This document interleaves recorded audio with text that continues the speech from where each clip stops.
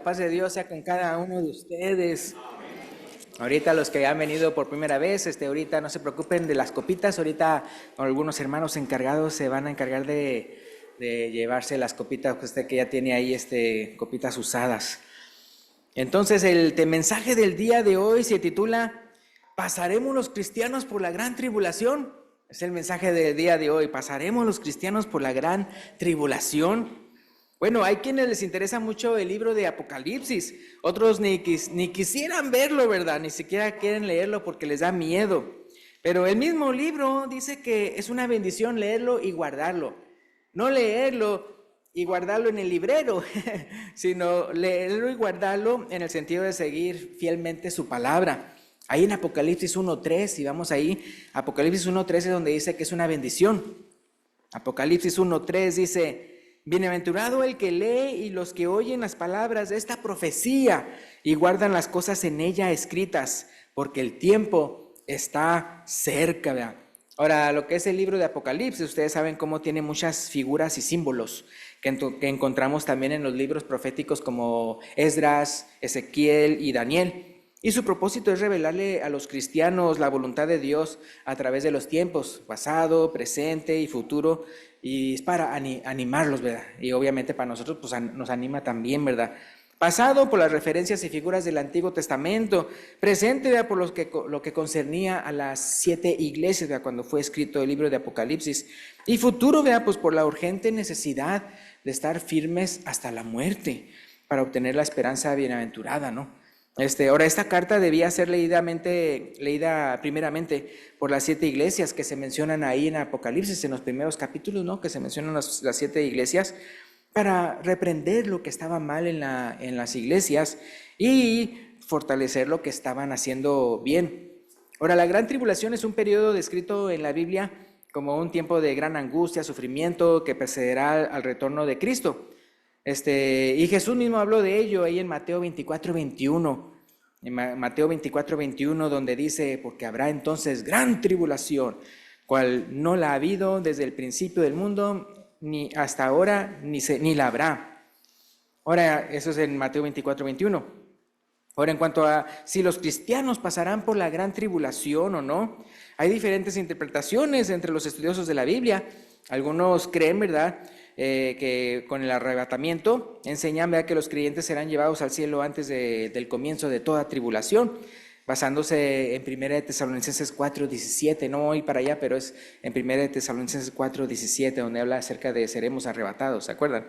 Ahora, otros creen que los creyentes, aunque sí sean arrebatados, no sería antes de la tribulación, pero sí antes de la gran tribulación. Mientras que otros creen que el arrebatamiento sucedería hasta después de la gran tribulación, pero eso sí, que si serían protegidos o fortalecidos por Dios durante ese tiempo, como se describe en Apocalipsis 3:10. No voy a ir para allá, pero en Apocalipsis 3:10 está la referencia. Hablando de eso, antes de que se me olvide, les quería mencionar cómo, acuérdense que ya hemos hablado acerca de, lo pusimos la predicación en forma de folleto, ¿no?, que se llama Seremos arrebatados. Ya no han visto ese. Ese, por ejemplo, ahí se menciona las diferentes partes en la Biblia donde se menciona arrebatamientos. Entonces, y está otro que está muy bonito, que se llama Te guardaré de la hora de la prueba, te guardaré de la hora de la prueba. Y también se menciona diferentes partes de la Biblia donde Dios guardó a los suyos, ¿verdad?, de una manera bien, bien bonita, ¿verdad? Ahora, independientemente de las diferentes interpretaciones, ¿verdad?, que unos tienen, que si antes, que si en medio, que si después sería el arrebatamiento, de cuándo sucedería, lo que sí, ¿verdad?, todos comprendemos es de que Dios está en control. Es cuando uno ve el libro de Apocalipsis, Dios está, a final de cuentas, en control. Es decir, nada sucede sin su permiso y todo lo que sucede es por un propósito, ¿verdad? Y eso sí también, y promete, ¿verdad?, que va a estar con sus hijos siempre, ¿verdad? Entonces, bien importante, ¿verdad?, en todo momento, ¿verdad? Entonces, en medio de toda la tribulación, los cristianos pueden encontrar consuelo y esperanza en las palabras de Jesús. Ahí ¿se acuerdan en Juan 16:33? Juan 16:33, que dice, tal vez se lo saben de memoria: en el mundo tendréis aflicción, pero confiad, dice, yo he vencido al mundo, ¿verdad? Por lo tanto, mientras que la gran tribulación puede ser un tiempo de prueba y sufrimiento en el mundo, los cristianos pueden confiar, ¿verdad?, en la promesa de Dios, de estar siempre con ellos y darles fortaleza para perseverar hasta el fin. Y es algo que sí lo han dicho cristianos cuando llegan a dar testimonio, que sí sobreviven, ¿verdad?, a alguna persecución, que llegan que llegaron a sentir esa fortaleza tremenda que da Dios en el momento cuando hay persecución, en el momento cuando están arriesgando sus vidas. Entonces hay personas que llegan a dar ese testimonio de cómo son fortalecidos de una manera que no se puede comprender, ¿verdad? Pues una fortaleza espiritual. Entonces nuevamente, ¿verdad?, ¿qué dice Jesús en Juan 16:33? Ahora lo voy a leer completo. Juan 16:33. Dice Jesús: estas cosas os he hablado para que en mí tengáis paz. En el mundo tendréis aflicción, pero confiad, yo he vencido al mundo, ¿verdad? Entonces eso lo dice, ¿verdad?, que para que entonces durante la aflicción nosotros tengamos paz, ¿verdad?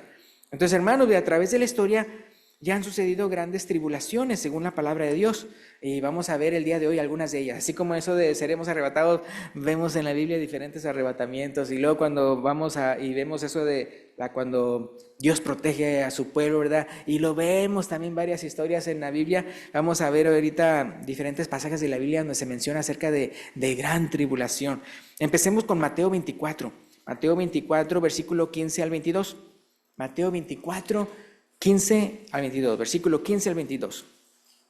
Mateo 24, o sea, el capítulo 24, versículo 15 al 22. Dice aquí Jesús: por tanto, cuando veáis en el lugar santo la abominación desoladora del que habló el profeta Daniel, el que lee entienda, entonces los que estén en Judea huyan a los montes, el que esté en la azotea no descienda para tomar algo en su casa, y el que esté en el campo no vuelva atrás para tomar su capa. Mas ay de las que estén encintas y de las que críen aquellos días. Orad, pues que vuestra huida no sea en invierno ni en día de reposo, porque habrá entonces gran tribulación. Esta es la palabra, ¿verdad? Gran tribulación, cual no la ha habido desde el principio del mundo hasta ahora, ni la habrá. Y si aquellos días no fuesen acortados, nadie sería salvo. Mas por causa de los escogidos, aquellos días serán acortados, ¿verdad? Ahora, yo no sé qué piensan ustedes ya cuando leen esta parte de la Escritura, pero en parte suena, porque acuérdense que Jesús está contestando varias preguntas, no solamente una, en ese capítulo, está contestando varias preguntas. Pero parte de lo que leímos suena aparte como de la destrucción de Jerusalén y la destrucción del templo en el año 70, ya que Jesús está explicando lo que está explicando en Mateo 24, por lo que dice ahí mismo en el versículo 1 y 2. Fíjense, en el versículo 1 y 2 fue porque dijo él estas cosas que entonces los apóstoles le preguntaron al respecto. Fíjense, ¿qué dice Mateo 24, 1 y 2? Cuando Jesús salió del templo y se iba, se acercaron sus discípulos para mostrarle los edificios del templo. Respondiendo ellos a Jesús, les dijo: ¿veis todo esto? De cierto os digo que no quedará aquí piedra sobre piedra que no sea derribada. ¿Se fijan? Y eso pasó pues en el año 70, ¿verdad? Cuando ya entonces vinieron los hermanos contra Jerusalén a destruirla, y junto con eso también el templo. Y él le llamó ese acontecimiento gran tribulación en el versículo 21. Entonces uno puede ver por eso cuando leímos el capítulo 24, porque dice: oren para que no sean día de reposo. Porque está hablándole a judíos. Acuérdense que un judío, ¿verdad?, cristiano, todavía seguía las cosas de la ley, simplemente como un ciudadano del pueblo de Israel. Así como usted, si es mexicano, usted cumple las leyes de México, ¿verdad? Si usted es de El Salvador, usted cumple las leyes de El Salvador, ¿verdad? Es decir, no lo hace para justificación delante de Dios, lo hace para ser un buen ciudadano. Entonces, igualmente los israelitas, acuérdense que los primeros cristianos, que eran judíos, ellos como quieran seguían practicando lo que era judío, pero no para justificación, sino simplemente porque eran ciudadanos judíos. Entonces, por eso podemos ver que todo esto que está él hablando y que sea gran tribulación, está hablando de él mismo, de Jerusalén y a judíos y la destrucción, ¿verdad?, hasta del templo, ¿verdad?, de los edificios, ¿verdad?, que rodeaban y el mismo templo. ¿Que el día de hoy se encuentra ahí o no? No, ¿verdad? Es decir, fue destruido. Es por eso que el día de hoy los judíos no hacen sacrificios y todo ese tipo de cosas que harían si hubiera templo. Sí se reúnen en las sinagogas, pero no pueden hacer lo mismo que vemos en las Escrituras, porque Dios dijo que solamente ahí, sobre el monte de Sión, se tenía que hacer eso. En ninguna otra parte Entonces por eso es que no pueden construir en otra parte, sino que tiene que ser ahí. Entonces eso totalmente lo estamos diciendo, ¿verdad? Por eso de que como eso de que no va a quedar piedra sobre piedra y todo eso, pues lo podemos ver, ¿verdad? Que pasó en el año 70. Y claro, ¿verdad? Como los apóstoles no solo le preguntaron de la destrucción del templo, sino que también le preguntaron acerca de su segunda venida, pues él también le habló de ello sin dar fechas, ¿verdad? Nadie sabe ni el día ni la hora, bien importante, ¿verdad? De cuándo va a venir el Señor, ¿verdad? Pero como algo que sucedería posteriormente a la gran tribulación. Si se fijan, o sea, cuando uno lee el capítulo 24 de Mateo, en la cual iban a padecer los judíos en Jerusalén. Y como leímos, ¿verdad? Jesús les dijo qué hacer para evitar los efectos de esa gran tribulación. Es interesante, ¿no? ¿Qué les dijo? Huyan a los montes, ¿verdad? Cuando vean, ¿verdad? Que empieza eso. No regresen por nada a sus casas. ¿Se acuerdan de la esposa de Lot? Miró hacia atrás, ¿verdad? En Lucas dice, ¿verdad? Porque como que su corazón todavía estaba para allá, ¿verdad? En vez de querer huir, ¿verdad? Y salvarse, mis cosas. Entonces no dice, uy, ya no anden ahí regresando a sus casas por algo. Y sobre todo, pónganse a orar, pónganse a orar. Entonces, y algo interesante es que esa gran tribulación que sucedió en el año 70 después de Cristo, fue una manifestación de la ira de Dios sobre su pueblo Israel. Es decir, era por juicio de Dios. Jesús lo explica en el capítulo 23 de Mateo. Pero yo voy a leer lo mismo, pero según como lo menciona Lucas. Haz cuenta lo mismo que está en Mateo 23, ¿verdad? Que lo menciona antes de lo que estamos leyendo ahorita en Mateo 24. Está en Mateo 23, pero yo lo voy a leer según la referencia de Lucas 11, 49 al 51. Son casi las mismas palabras, pero un poquito diferente. Lucas 11, 49 al 51, dice, por eso está Jesús aquí hablando, Lucas 11, 49 al 51. Por eso la sabiduría de Dios también dijo, les enviaré profetas y apóstoles, y de ellos a unos matarán y a otros perseguirán, hablando de cómo eran los israelitas contra ellos, contra los que Dios mandaba. Versículo 50, para que se demande de esta generación, está hablando ahí Jesús, vea, cuando estaba ahí en la tierra, en Jerusalén, para que se demande de esa generación la sangre de todos los profetas que se ha derramado desde la fundación del mundo, desde la sangre de Abel hasta la sangre de Zacarías, que murió entre el altar y el templo. Sí, os digo que será demandada de esta generación. Si se fijan, entonces si sabemos entonces cómo pues, fue destruido en el año 70 el templo. Entonces por eso los cristianos dijeron, ay, pobrecito, vea, ¿por qué se está destruyendo todo? No, porque Jesús ya lo había predicho, y lo había predicho como un juicio de Dios, no contra los cristianos, sino contra el pueblo de Israel incrédulo, y por todo lo que dice aquí Jesús. Ahora, fíjense que Esteban, en Hechos capítulo 7, Esteban también llama grande tribulación a la gran hambre de 7 años que hubo en Egipto, y en todos sus alrededores. Ahí en Hechos capítulo 7, versículo 11 y 12, cuando él da referencia de la historia de Israel, es interesante como dice aquí, Hechos 7, 11 y 12, dice, vino entonces hambre en toda la tierra de Egipto y de Canaán, y grande tribulación, dice, y nuestros padres no hallaban alimentos. Cuando oyó Jacob que había trigo en Egipto, envió a nuestros padres la primera vez, ¿verdad? Y ustedes saben, ¿verdad?, cómo, aunque iba a ser toda esa gran hambre, cómo Dios preparó, ¿verdad?, todo, ¿verdad?, para que entonces José estuviera ahí, ¿verdad?, y que entonces salvara a su familia y a muchos otros, ¿verdad? Ahora, hablando, estamos diciendo que esta referencia lo está predicando ¿quién? Esteban. Y acuérdense que acabamos de mencionar cómo Jesús dice, sobre esta generación será demandada toda esa sangre. ¿Y Esteban qué le pasó al final de su predicación? Lo mataron. O sea, igual, ¿verdad?, estaban igual de malos, ¿verdad?, que los padres que mataban a los profetas. Entonces, vean, también lo mataron. Y entonces consta otra vez que el castigo sobre su pueblo Israel en el año 70 no vino sin antes que el Señor tratara una y otra vez de hacerlos entender, Y eso lo digo por lo que dice Mateo 23, versículo 37 al 39. Mateo 23, 37 al 39.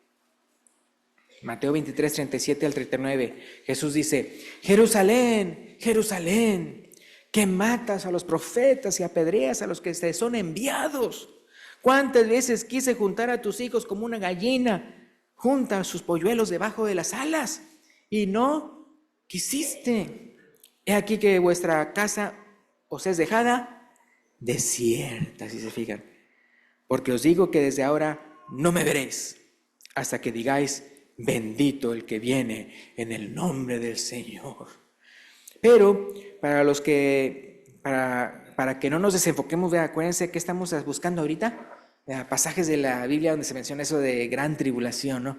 Y comparando, ¿no? Por ejemplo, la gran tribulación por la que estaban pasando los hermanos, los cristianos de Macedonia. Ahí en 2 Corintios capítulo 8, versículo 1 y 2, ¿qué dice?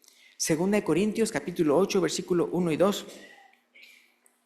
Dice, asimismo, hermanos, os hacemos saber la gracia de Dios que se ha dado a las iglesias de Macedonia, que en grande prueba de tribulación, ¿sí se digan? Que en grande prueba de tribulación, la abundancia de su gozo y su profunda pobreza abundaron en riquezas de su generosidad. Entonces hay que ser, hermanos, como estos hermanos. Fíjense, hay que ser como estos hermanos, que al estar pasando por una grande prueba de tribulación y profunda pobreza, lo que se les miraba en su rostro y en sus acciones era ¿qué? Era la gracia de Dios. ¿Cómo? En su abundancia de gozo y extrema generosidad. Entonces, a pesar de que estaban pasando por una grande prueba de tribulación, ¿verdad? Entonces, si la gran tribulación de Apocalipsis se trata de una prueba de fe, la vamos a pasar, ¿verdad? La vamos a pasar y con gozo. Pero si se trata de la ira de Dios, esa no la vamos a experimentar los cristianos, ¿verdad? Entonces es muy importante, esa es la gran diferencia, ¿verdad? O sea, si se trata de simplemente la tribulación en cosas así que pasa uno en cualquier día, ¿verdad? De persecución y cosas de esas, pues lo vamos a resentir. Pero si se trata, ¿verdad? de la ira de Dios, esa nosotros no la vamos a experimentar, gracias a que fue Jesús que en la cruz, Él recibió toda esa ira de Dios que nosotros merecíamos, ¿verdad? Ahora, veamos otros cristianos que estaban pasando por gran tribulación, y sin embargo, muestran también un bello ejemplo para sus contemporáneos y también para nosotros. Vamos para allá, está en 1 Tesalonicenses capítulo 1, versículos 6 al 10. Primera a los Tesalonicenses capítulo 1, versículos 6 al 10. No estoy seguro si anoté esta cita bien, pero espero que sí. Primera de Tesalonicenses capítulo 1, versículos 6 al 10. Y vosotros vinisteis, así comienza. Dice así, Primera de Tesalonicenses 1, 6 al 10. Dice, y vosotros vinisteis a ser imitadores de nosotros y del Señor. Fíjense, recibiendo la palabra, ¿sí es o no es? ¿Sí es? Ok. Dice, recibiendo la palabra, ¿cómo dice ahí? En medio de gran tribulación. Porque acuérdense que estaban siendo perseguidos, hasta el mismo apóstol Pablo cuando él estaba predicando, él mismo también. Dice, recibiendo la palabra en medio de gran tribulación, ¿y de qué manera la recibieron? Con gozo del Espíritu Santo. De tal manera que habéis sido ejemplos a todos los de Macedonia y de Acaya que han creído.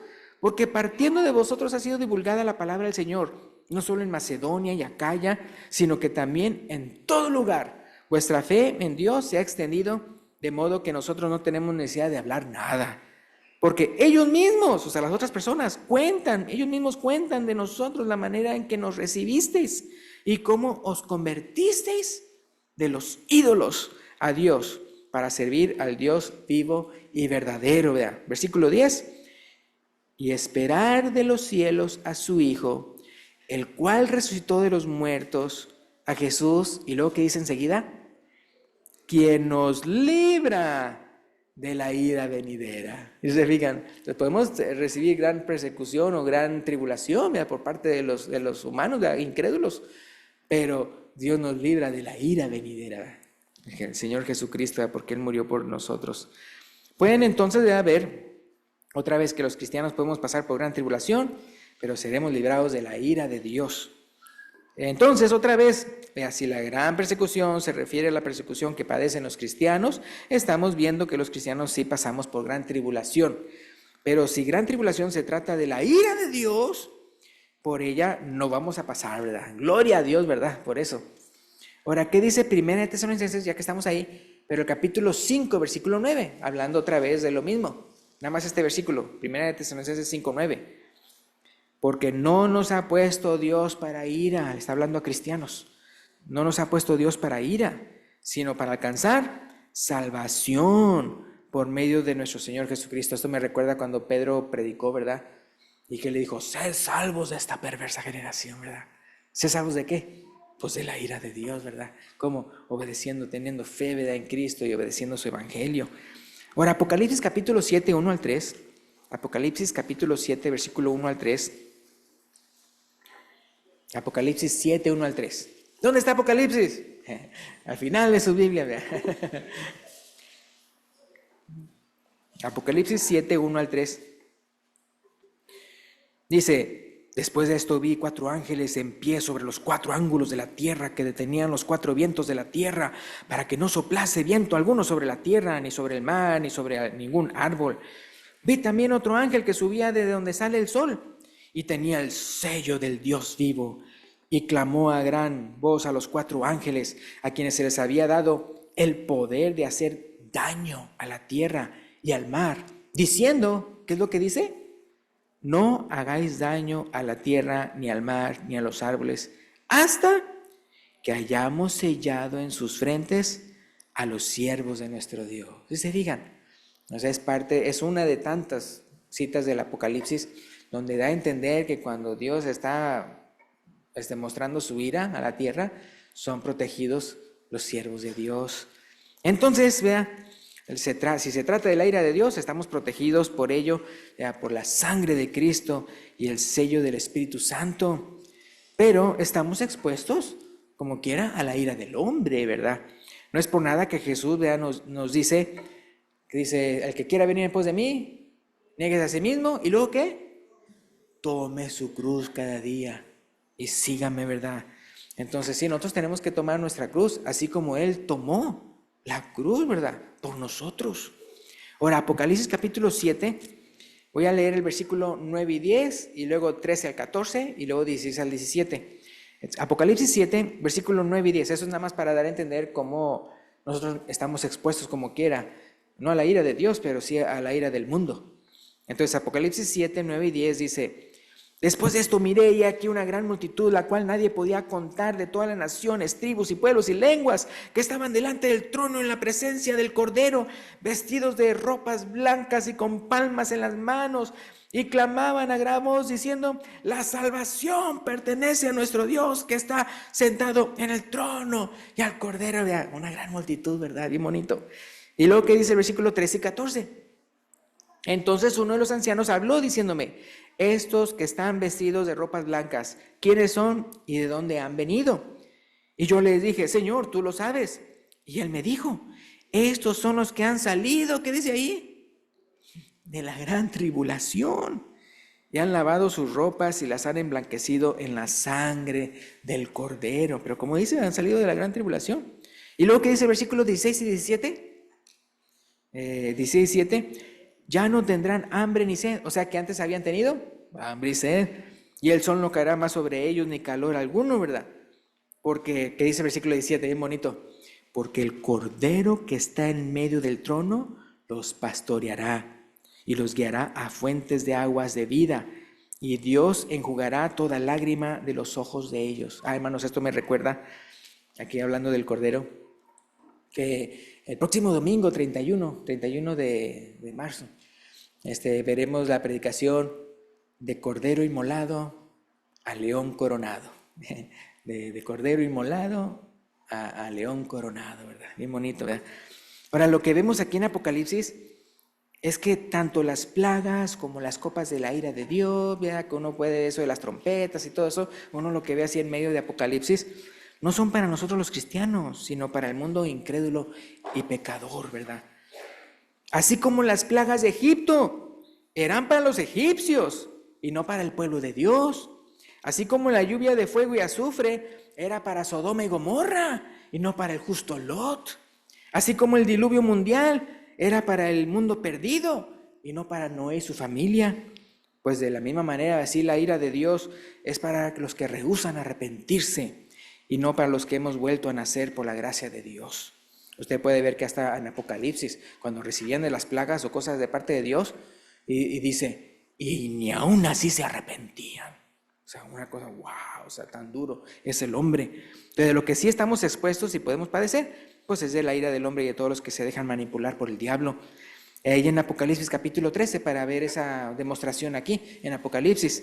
Apocalipsis 13, versículos 6 al 8 y luego 15 al 17. Apocalipsis 13, versículos 6 al 8, perdón. Y abrió su boca en blasfemias contra Dios. Guácala, qué feo, está hablando de una bestia. Dice, hay dos bestias y luego también hay una imagen de la bestia. Pero aquí en Apocalipsis 13, 6 al 8 dice, y abrió su boca, dice, en blasfemias contra Dios, para blasfemar de su nombre, de su tabernáculo y de los que moran en el cielo. Y se le permitió hacer guerra contra los santos. ¿Y qué dice ahí? Y vencerlos, o sea, matarlos. Es decir, no vencerlos en el sentido de que entonces los convirtió como parte de su equipo. No, sino vencerlos en el sentido de eliminarlos. Pero dice, ¿guerra contra quiénes? Contra los santos. ¿Quiénes son los santos en la Biblia? Pues nosotros, los que somos miembros de la iglesia de Dios. Dice, también se le dio autoridad sobre toda tribu, pueblo, lengua, nación, y la adoraron todos los moradores de la tierra cuyos nombres no estaban escritos en el libro de la vida del Cordero que fue inmolado desde el principio del mundo. Entonces uno puede ver, ¿verdad?, que como esto es para las personas incrédulas y todo eso, todo lo que están haciendo, eso malo, ¿no?, que están adorando ahí a la bestia. Y luego del versículo 15 al 17, ¿qué dice? 15 al 17. Y se le permitió infundir aliento a la imagen de la bestia, para que la imagen hablase y hiciese matar a todo el que no la adorase. Y hacía que todos, pequeños y grandes, y ricos y pobres, y libres y esclavos, se les pusiese una marca en la mano derecha o en la frente, y que ninguno pudiese comprar ni vender, sino que tuviese la marca, sino que el que tuviese la marca o el nombre de la bestia, o el número de su nombre, ¿verdad? Pero ya para terminar, hermanos, para ¿cómo se llama? Terminar en un punto bien fuerte, bien bonito para nosotros los cristianos, que dice Apocalipsis 22, el último capítulo no nada más de Apocalipsis, sino de la Biblia, ¿no? Apocalipsis 22, para acordarles esto, hermanos, acuérdense de que en tiempos peligrosos y todo eso, Dios nos fortalece, Dios nos fortalece. Entonces, fíjense, Apocalipsis 22, 14 al 17, 14 al 17. Bienaventurados, ¿qué significa bienaventurados? Felices, dichosos, ¿verdad? Bienaventurados los que lavan sus ropas. Ahora, ¿cómo se lavan las ropas? Ya lo leímos en capítulo 7, versículo 4, hablando de esa gran multitud que se vio delante del trono. Dice Apocalipsis 7, 14, han lavado sus ropas y las han emblanquecido en la sangre del Cordero. Entonces, continuando ahí en Apocalipsis 22, 14, dice, bienaventurados los que lavan sus ropas en la sangre del Cordero, para tener derecho al árbol de la vida y para entrar por las puertas en la ciudad. Mas los perros estarán fuera, y los hechiceros, y los fornicarios, y los homicidas, y los idólatras, y todo aquel que ama y hace mentira. Dice aquí versículo 16, yo, Jesús, he enviado a mi ángel para daros testimonio de estas cosas en las iglesias. Yo soy la raíz y el linaje de David, la estrella resplandeciente de la mañana. Y el Espíritu y la esposa, ¿qué dicen? Ven, ¿verdad? O sea, el Espíritu Santo y la esposa, que es la iglesia, ¿verdad?, que Cristo dice, ven, ¿verdad? Y el que oya diga, ven. Y el que tiene sed, venga. Y el que quiera, tome del agua de la vida gratuitamente, ¿verdad? Porque acuérdense que para nosotros es gratuito, eso también lo menciona Romanos, pero para él, para Jesús, le costó toda su vida, ¿verdad? Pero sí, no se quedó nada más muerto, sino que resucitó, ¿verdad? Y por eso en caso de nosotros hacemos memoria de Él, ¿verdad?, cada domingo, de lo que Él hizo por nosotros para librarnos de la ira venidera. Entonces, como invitación, quiero preguntarles si hay una persona aquí que no es cristiana, ¿verdad?, y cree ahora, ¿verdad?, que Cristo es el Hijo de Dios, y cree, ¿verdad?, que realmente, o sea, sin Él está perdido, ¿verdad? Entonces, ¿quieres lavar tus ropas? ¿Quieres lavar tu vida? ¿Quieres lavar tus pecados en la sangre del Cordero? Pues cuando el hermano, vea, que dirige el himno de invitación se lo indique, pues puede quedarse de pie y pasar al frente, ¿verdad? Si el día de hoy quiere lavar sus ropas, y acuérdense como Jesús mandó, ¿verdad?, que fuéramos bautizados, ¿verdad? No en nombre del Padre, el Hijo y el Espíritu Santo, ¿verdad? Para perdón de pecados, recibir el don del Espíritu Santo. Y eso sí, seguir de ahí en adelante, fiel, ¿verdad? Sé fiel hasta la muerte, eso lo dice Apocalipsis, ¿no? Sé fiel hasta la muerte y yo te daré la corona de la vida. Y con esto terminamos. Pues gracias, Dios los bendiga. Entonces pasa el hermano con el canto.